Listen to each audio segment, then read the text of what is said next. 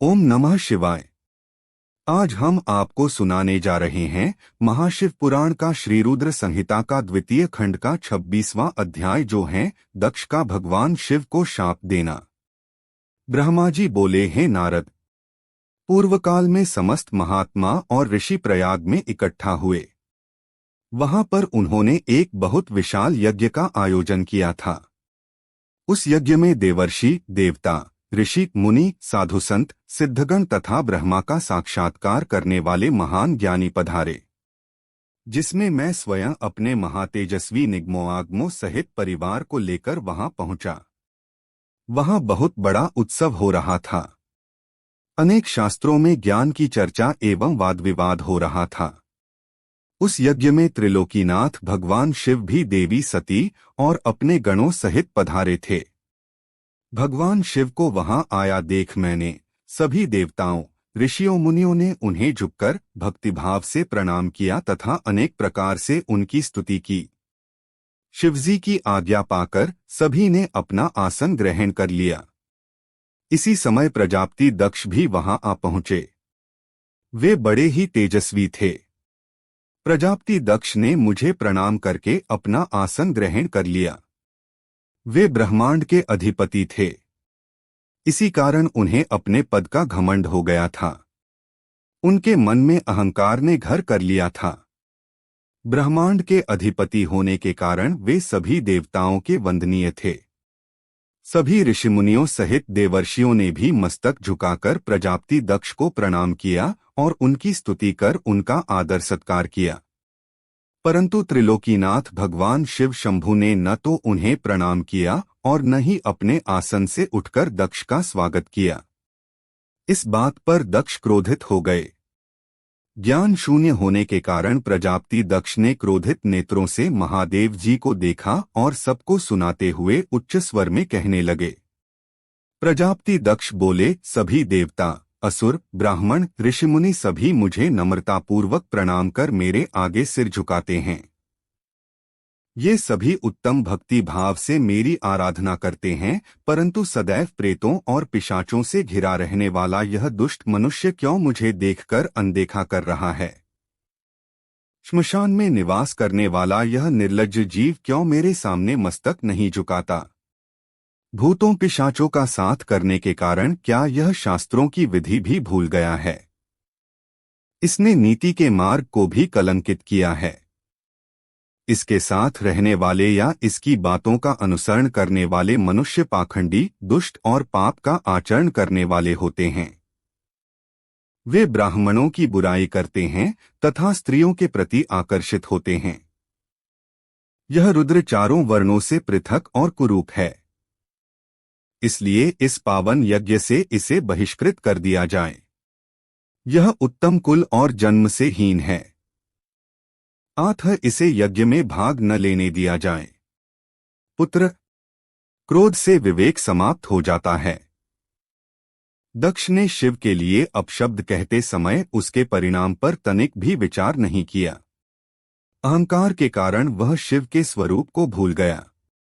वह यह भी भूल गया कि आदिशक्ति ने जिसका तप द्वारा वरण किया है वह कोई साधारण मनुष्य, ऋषि या देव नहीं है। ब्रह्मा जी बोले, हे नारद, दक्ष की ये बातें सुनकर भृगु आदि बहुत से महर्षि रुद्रदेव को दुष्ट मानकर उनकी निंदा करने लगे। ये बातें सुनकर नंदी को बुरा लगा। उनका क्रोध बढ़ने लगा और वे दक्ष को शाप देते हुए बोले कि हे महामूढ़, दुष्ट बुद्धि दक्ष, तू मेरे स्वामी देवाधिदेव महेश्वर को यज्ञ से निकालने वाला कौन होता है? जिनके स्मरण मात्र से यज्ञ सफल हो जाते हैं और तीर्थ पवित्र हो जाते हैं, तू उन महादेव जी को कैसे शाप दे सकता है? मेरे स्वामी निदर्दोष हैं और तूने अपने स्वार्थ की सिद्धि के लिए उन्हें शाप दिया है और उनका मजाक उड़ाया है। जिन सदाशिव ने इस जगत की सृष्टि की, इसका पालन किया और जो इसका सहार करते हैं, तो उन्हीं महेश्वर को शाप देता है। नंदी के ऐसे वचनों को सुनकर प्रजापति दक्ष के क्रोध की कोई सीमा न रही। वे आग बबूला हो गए और नंदी समेत सभी रुद्रगणों को शाप देते हुए बोले, अरे दुष्ट रुद्रगणों, मैं तुम्हें शाप देता हूं कि तुम सब वेदों से बहिष्कृत हो जाओ। तुम वैदिक मार्ग से भटक जाओ और सभी ज्ञानी मनुष्य तुम्हारा त्याग कर दें। तुम शिष्ट आचरण न करो और पाखंडी हो जाओ। सिर पर जटा, शरीर पर भस्म एवं हड्डियों के आभूषण धारण कर मद्यपान शराब का सेवन करो। जब दक्ष ने शिवजी के प्रिय पार्षदों को इस प्रकार शाप दे दिया तो नंदी बहुत क्रुद्ध हो गए। नंदी भगवान शिव के प्रिय पार्षद हैं। वे बड़े गर्व से दक्ष को उत्तर देते हुए बोले। नंदीश्वर ने कहा, हे दुर्बुद्धि दक्ष, तुझे शिव तत्व का ज्ञान नहीं है। तूने अहंकार में शिवगणों को शाप दे दिया है। तेरे कहने पर भृगु आदि ब्राह्मणों ने भी अभिमान के कारण भगवान शिव का मजाक उड़ाया है। आठ मैं भगवान शिव के तेज के प्रभाव से तुझे शाप देता हूं कि तुझ जैसे अहंकारी मनुष्य जो सिर्फ कर्मों के फल को देखते हैं, वेदवाद में फंसकर रह जाएंगे। उनका वेद तत्वज्ञान शून्य हो जाएगा। वे सदैव मोहमाया में ही लिप्त रहेंगे। वे पुरुषार्थ विहीन होंगे और स्वर्ग को ही महत्व देंगे। वे क्रोधी व लोभी होंगे।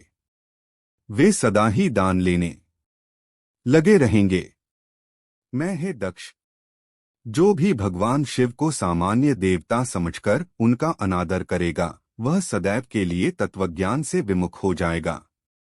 वह आत्मज्ञान को भूलकर पशु के समान हो जाएगा तथा यह दक्ष जो कि कर्मों से भ्रष्ट हो चुका है, इसका मुख बकरे के समान हो जाएगा। इस प्रकार बहुत गुस्से से भरे नंदी ने जब दक्ष और ब्राह्मणों को शाप दिया तो वहां बहुत शोर मच गया। भगवान शिव मधुर वाणी में नंदी को समझाने लगे कि वे शांत हो जाएं। प्रभु शिव बोले, नंदी, तुम तो परम ज्ञानी हो, तुम्हें क्रोध नहीं करना चाहिए। तुमने बिना कुछ जाने और समझे ही दक्ष तथा समस्त ब्राह्मण कुल को शाप दे दिया है। सच्चाई तो यह है कि मुझे कोई भी शाप छू ही नहीं सकता है। इसलिए तुम्हें अपने क्रोध पर नियंत्रण रखना चाहिए था। किसी की बुद्धि कितनी ही दूषित क्यों न हो, वह कभी वेदों को शाप नहीं दे सकता। नंदी, तुम तो सिद्धों को भी तत्वज्ञान का उपदेश देने वाले हो। तुम तो जानते हो कि मैं ही यज्ञ हूँ, मैं ही यज्ञ कर्म हूँ। यज्ञ की आत्मा मैं हूँ, यज्ञपरायण यजमान भी मैं हूँ। फिर मैं कैसे यज्ञ से बहिष्कृत हो सकता हूँ? तुमने व्यर्थ ही ब्राह्मणों को शाप दे दिया है। ब्रह्मा जी बोले, नारद, जब भगवान शिव ने अनेक प्रकार से नंदी को समझाया तो उनका क्रोध शांत हो गया। तब शिवजी अपने अन्य गणों व पार्षदों के साथ अपने निवास स्थान कैलाश पर्वत पर चले गए। क्रोध से भरे दक्ष भी ब्राह्मणों के साथ अपने स्थान पर चले गए, परंतु उनके मन में महादेव जी के लिए क्रोध एवं ईर्ष्या का भाव ऐसा ही रहा। उन्होंने शिवजी के प्रति श्रद्धा को त्याग दिया और उनकी निंदा करने लगे। दिन ब दिन उनकी ईर्ष्या बढ़ती जा रही थी।